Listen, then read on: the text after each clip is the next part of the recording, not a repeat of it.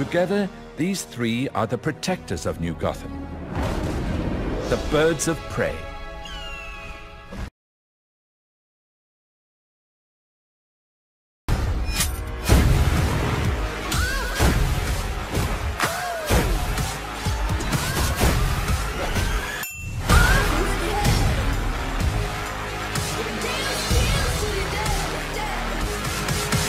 So, Birds of Prey. The Birds of Prey and the fantabulous emancipation of the one Harley Quinn. I will agree with the internet on this one thing. It really should be Harley Quinn and the Birds of Prey. But for all intents and purposes, I can still jive with it. This movie is exceedingly delicious. Oh my gosh, it is delicious. And not just because of the egg, cheese, and bacon sandwich, which I will admit, I said it in my initial thoughts. Having seen Birds of Prey, I am legitimately contemplating whether or not Lola's can make me an egg, cheese, and bacon sandwich, egg, bacon, and cheese sandwich. I'm sure they can. I really need one. And I'm not really a big fan of eggs all the time, but I still feel like I need that with a couple dashes of pepper sauce. Yeah, but it really is a delicious movie. It is colorful, it is bright, it is best seen on a big screen, trust me, because you get all that sound and everything that is flowing into it. And this is a movie that, as a concept, has been bandying around Warner Brothers for quite some time. Remember, there was supposed to be stuff like Gotham City Sirens, and there was supposed to be a Harley and Joker movie. But Margot Robbie was committed and she wanted to see Harley again, and that's one of her favorite roles. She talks a lot about how much she loves Harley Quinn, and I love Harley Quinn. So the idea of getting to see Harley and getting to see a new variation on Black Canary and getting to see a new Huntress on screen, this was, well, technically the first time on the big screen. If you follow the Arrowverse, we've had our Huntress, we've had our Canaries, and I'm much appreciative to the Arrowverse and to Berlanti for bringing that out. And I know it's one of those things where a lot of people may not necessarily be a big fan of it, but I still really love Birds of Prey circa 2002, I think. That TV series deserved better everything and more love. But enough about that. Let's talk about Birds of Prey. This movie is a better Suicide Squad. There are things that Suicide Squad tried to do and failed. Again, nosedive. It was a mess. I contemplated watching Suicide Squad before taking in Birds of Prey, and just the thought of it gave me Green Lantern kind of vibes.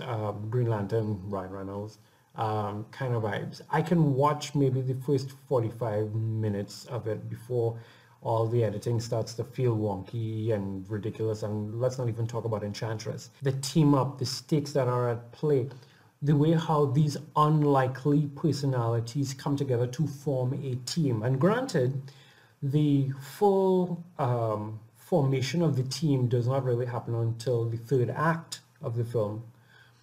But just the way this sets it up is pretty good. And I liked it. Because the thing about it is, as much as the characters don't fight together until the third act, they are in each other's lives throughout the whole movie. Like Black Canary knows Harley. Detective Montoya knows Cassandra Cain. And she, over the course of time, makes links with Black Canary. Huntress crosses paths with Harley. I'm not going to tell you how and what's the thing. So when they all team up towards the end, there's a, hey, I know you, I know you, oh, okay, we have to get this. There's a rationale going on here and we have to fight together. And it felt cohesive. That major fight sequence is Mwah. Chef's kiss. Let's do one more. Mwah. It was good, and it is my understanding that the fight coordinator for John Wick was brought in to amp up the fight scenes. So you're getting a little bit of Wickism in it, and that is pretty good. I don't know, like I really legitimately feel like Birds of Prey and the Fantabulous Emancipation of One Harley Quinn is the Suicide Squad movie that we deserve. Like, I can erase that from my memory if I could. And the editing is far better here than it was in Suicide Squad. It does not feel jumpy, although narratively wise, it can do that. So this movie is narrated and taken from Harley Quinn's perspective, which means if you know anything about Harley Quinn, if you've maybe watched just the Batman animated series, you know that Harley is a doctor and she is brilliant, but at the same point in time, mad. We might even say batshit crazy. So for the story, it's not a linear A to Z. In fact, the way how I put it, it's kind of like A, B, C, D, R, Q, S, T, U, V, E. It's kind of like, if you've ever seen Vantage Point, the movie, it's like that, where, okay, in Vantage Point, there is one major catastrophe that happens in Spain, but there are about 8 different characters, and so you get to see it from their vantage point. So you'll reach halfway through, you'll reach 30 minutes into the movie, and then it goes back to the beginning from another character's perspective, and then it goes back to the beginning from another character's perspective, vantage point. That's kind of like how it is watching this Harley Quinn movie play out. Birds of Prey and the Fantabulous Emancipation of One Harley Quinn is about respect. But not just them. Roman Black Mask, Roman Sionis, Roman also wants respect. It's very easy to look at Roman and see him as this exceedingly gruesome villain who, he's just a villain. But he has deep, deep insecurities, and he wants respect from his peers. He wants respect from other crime families in Gotham. There is a scene, I'm not going to spoil it, but there is a scene maybe in the 15, 20 minutes of the movie where he's talking to a potential collaborator, and the collaborator tells him, we don't need you, we don't want you. And that really does something to Roman. Somebody's laughing in the club and he thinks that it's him they're laughing at. Roman lives with a great deal of insecurity. And that's what it plays out. Yes, this movie is fun and bombastic, and it's wrapped in a candy coating. It's wrapped in this kind of candy coating. It is a film about respect and getting that respect from people. Ewan McGregor as Roman Sionis Black Mask he's having fun, and you can tell that he's having fun, and I liked seeing him on screen. Like I said before, there is a great deal of villainy and there is a great deal of insecurity with him, and I felt that Obi-Wan Kenobi played it quite well. Rosie Perez as Detective Montoya. Let me explain something to you. I grew up watching Rosie Perez in movies, which may inadvertently tell you how old I am. Yay. But seeing her as a straight-laced cop, because for all intents and purposes, I mean, Black Canary, Huntress, Harley Quinn, she's the cop and she knows what she's about. Seeing Rosie Perez, I was shocked when I found out that it was in fact going to be Rosie Perez. Seeing Rosie Perez as Detective Montoya, It just felt like a good breath of fresh air. It felt really good to see her again. I truly appreciated seeing her. Like I said, I watched the CW. I've seen quite a few Canaries. I love them all. I am very appreciative of this cinematic version of Black Canary.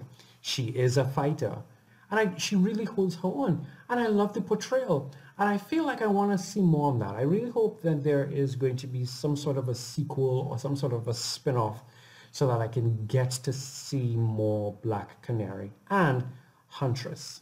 Mary Elizabeth Winstead as Huntress. Admittedly, there are some characters when I see them on screen, I'm like, hey, it's you. She will forever be my Ramona Flowers. That said, her portrayal of Helena Bertinelli, the Huntress, is it's so real. It's real, like you could feel like when she's in rage mood, you can feel that. You can also feel when she's in awkward mode. I really would have loved to have seen more. I mean, we get the idea that this is a Harley Quinn movie, but I really would have loved to have seen more from the two of them. The relationship between Victor and Roman, it tethers a line. And I like that. I like that. I like that. You know, there are times when you're watching the two of them and it's like, okay, he has his back. And there are times when you're looking at it and it's like, are you guys gonna make out now? It never carries over to that, so it just leaves you wondering. And I'm sure fan art will be flooding Tumblr soon. But I like it. I like the over-the-topness of Victor Zsasz. Victor in Gotham was also over the top. And I liked that portrayal as well. But this Victor Zsasz was joy to watch. This Victor Zsasz was joy. Margot Robbie's Harley Quinn had heart and texture. Yes, texture. There are points in this film that pulled on my heartstrings with Harley. And I give credit to Margot Robbie for doing a stellar performance of Harley Quinn. There's this one scene, for those of you who've seen it, you'll probably know which scene I'm talking about, where something happens in her apartment and she realizes that she is in fact all alone. Like the one person who she thought had her back didn't. And I'm sorry if this is a spoiler, but her reaction, her voice, her facialness, expressions, etc. Like I was like, oh, Holly, am I going to cry now? Are we having this moment? Well done.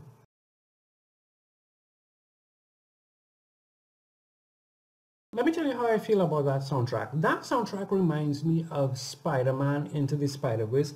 When I got Spider-Man Into the Spider-Verse soundtrack, I saw some names that I have never heard before in my life. I knew maybe two names on that soundtrack.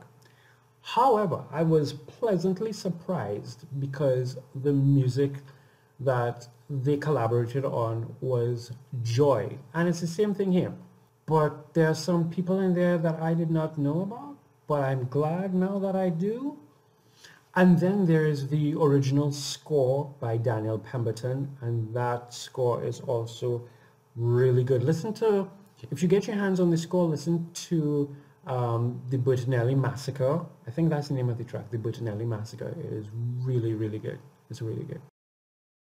Like if I was to put Birds of Prey next to Logan, the Logans are works.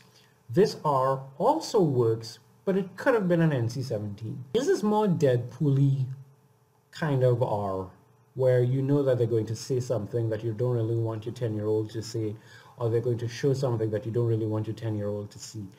So in that light, it does deserve the R rating, but I feel like maybe, I don't know. In the end, for me, it doesn't matter. This is a great start to superhero season. You know, usually superhero season tends to start, well, traditionally it used to start during summer, so it would start like from May, June, and then it moved up to like April moving forward. And then I think it was Deadpool and Black Panther that started seeding superhero movies in February. This is a great start to superhero season. And I feel like this can tide me over now until I see Mulan, until Black Widow comes out, until Wonder Woman, which I am completely here for, comes out. Should you go see this movie? Yes. Should you see it in IMAX? Obviously. This is a completely delicious movie and you should watch it.